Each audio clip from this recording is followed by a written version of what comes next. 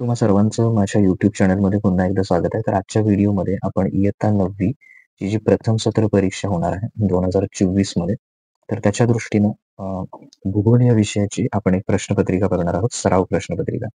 विषय आहे भूगोल. एकूण 40 गुणांची ही प्रश्नपत्रिका असेल. हं. एकूण 40 गुणांसाठी प्रश्नपत्रिका असेल आणि वेळ असेल तुम्हाला 2 तास. तर ही प्रश्नपत्रिका तुम्ही फक्त सरावासाठी याचा उपयोग करायचा आहे. सराव प्रश्नपत्रिका आहे ही.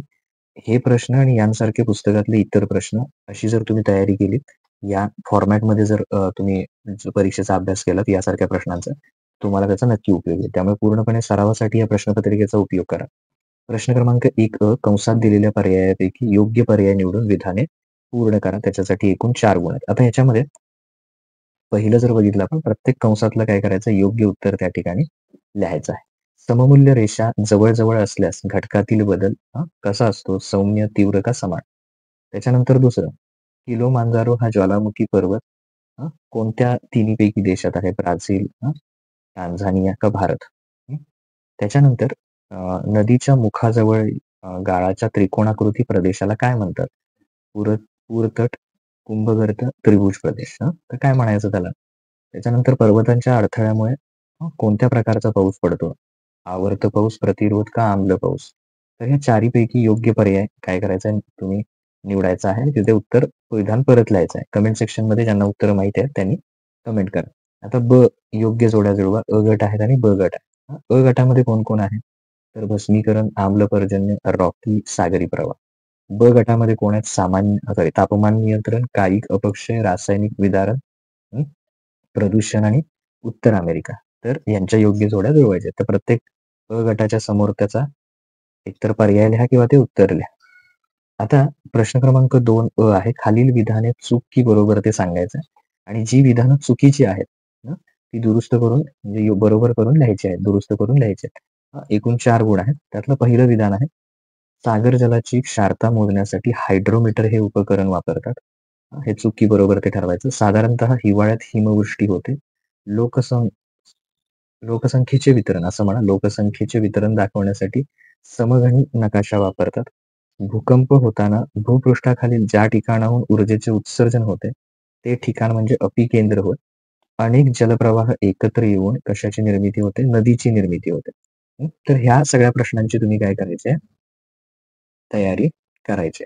आता संज्ञा स्पष्ट करा. त्याच्यातले कोणतेही 2 असं म्हटलंय, पण तयारी करताना तिन्हीची करा. कारण जेणेकरून सराव प्रश्नपत्रिका असल्यामुळे तिन्हीपैकी एखादं तुम्हाला 1 किंवा 2 परीक्षेत नक्की दिसतील. तर पहिला आहे संप्लवन. त्याच्यावर टिपा लिहायच्या 2 गुणांसाठी आहेत. त्यामुळे 4 ते 5 मुद्दे प्रत्येकाचे तयार करा. मृत समुद्र आणि आम्ल पाऊस. तर या तिन्हींची तयारी करा. आता त्याच्यानंतर प्रश्न क्रमांक 3 आहे. खालील नकाशाचे वाचन करून दिलेल्या प्रश्नांची योग्य उत्तरे लिहा. कोल्हापूर लोकसंख्या वितरण आहे आणि त्याच्यावरचा हा नकाशा. तर जिल्ह्यातील लोकसंख्येचे वितरण कोणत्या पद्धतीने दाखवलेले आहे? दिशांच्या संदर्भात दाट ते विरळ लोकसंख्येचं वितरण स्पष्ट करा. सर्वात मोठा गोल असलेल्या ठिकाणी लोकसंख्या किती ते लिहा आणि सर्वात कमी लोकसंख्या असलेला तालुका कोणता? ते तिथं लिहायचं. आता हे लिहिल्यानंतर पुढे आकृती काढून नावे द्या असं म्हटलं. तिन्ही आकृत्यांचा काय करा? सराव करा. हं. आवर्त पाऊस, वली पर्वत, सागरी लाटांचे कार्य व भूरूप यातले 1 किंवा 2 तुमच्या परीक्षेत तुम्हाला नक्की दिसतील. आता पुढे बघूया. प्रश्न क्रमांक 4. भौगोलिक कारणे लिहा. याच्यात सुद्धा हे 4ही भौगोलिक कारणे जी आहेत, भौगोलिक कारणे लिहा. तर 4ही करा. जेणेकरून 1 किंवा 2 मला दिसतील परीक्षेत. पहिलं काय आहे? बाल्टिक या भूवेष्टीत समुद्राची क्षारता कमी आढळते. महाराष्ट्रात हिमवर्षा होत नाही. बहुतांश जागृत ज्वालामुखी भूपट सीमांवर आढळतात. अ, दहिवरामुळे कायिक विदारण होते. हं. तर 4ही भौगोलिक कारणांची तयारी चांगल्या प्रकारे करा. त्याच्यानंतर प्रश्न क्रमांक 5 आहे. थोडक्यात उत्तरे लिहा. तर याच्यात एकूण 3 प्रश्न आहेत. तिन्हीच्या तिन्ही प्रश्नांची चांगल्या प्रकारे तयारी करा. क्षेत्रफेट अहवालामध्ये कोणत्या मुद्द्यांचा समावेश होतो? जैविक विदारण कसे घडून येते? हं. जैविक विदारण कसे घडून येते? पृथ्वीवर कोणकोणत्या स्वरूपात वृष्टी होते? तिन्हींचीही चांगली तयारी करा. आता त्याच्यानंतर पुढे प्रश्न क्रमांक 6. पुढील प्रश्नांची सविस्तर उत्तरे लिहा. हं. तर विदारण व खनन यातील फरक स्पष्ट करा. ज्वालामुखी म्हणजे काय ते सांगून ज्वालामुखीचे परिणाम लिहा. आम्लपर्जन्य म्हणजे काय ते सांगून आम्लपर्जन्याचे दुष्परिणाम काय येतात ते लिहायचं आहे. हां, तर यात पण तिन्ही कोणतेही 2, कोणतेही 3 वगैरे असं न करता सगळ्या प्रश्नांची तयारी करा. कारण जेणेकरून तुम्हाला त्याचा तुमच्या परीक्षेमध्ये उपयोग होईल.